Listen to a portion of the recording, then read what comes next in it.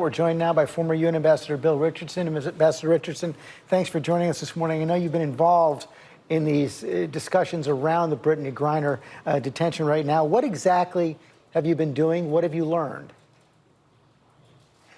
Well, I don't want to go into everything that I've been doing. I've been talking to the Russians. I talked to the White House. I'm a catalyst. This is going to be a government-to-government negotiation. I think the president and his team, they're very focused on this. They've done a good job so far with Trevor Reed, an American Marine, a couple of months ago, coming back on a prisoner exchange. So I'm a catalyst. I'm not directly doing the talking, but when I can be helpful through my contacts, through my experience, for instance, Foreign Minister Lavrov, he and I were UN ambassadors together at the same time. And I'm pleased that he's pragmatic, that he's sort of in charge and sent a good signal. I think the negotiations are going to be undertaken. And my view is that I'm optimistic. I think she's going to be freed. I think she has the right strategy of contrition, a good legal team. There's going to be a prisoner swap, though, and I think it'll be 2 for 2. Involving Paul Whelan. We can't forget him. He's an American Marine. Well, you say 2 for 2, but you say 2 for 2. But what about the third American, Mark Fogel? He's an educator. He's facing the prison sentence right now. His infraction was similar to Brittney Griner's. Shouldn't he be included in this? Well, there's my foundation, which doesn't take orders from the government. We're not funded by the government. I don't take any funds from it. We're involved with 3 other American detainees in Russia, including a POW in Ukraine. So, George, I don't want to get too much into these, but yes, all of these that are wrongfully detained need to come home. And our objective should be, despite prisoner exchanges that are not popular, to bring American hostages home. Some of these prisoner exchanges are not good. The optics are not good.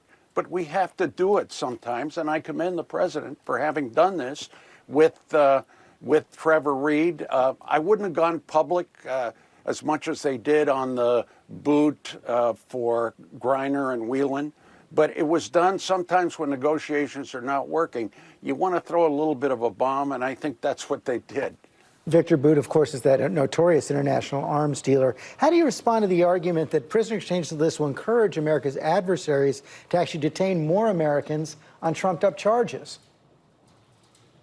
Well, there's no data that supports that. Look, I just got back from Burma, and I got out an American journalist, Danny Fenster. All they wanted was a photo op. So data doesn't support that prisoner exchanges are always the case.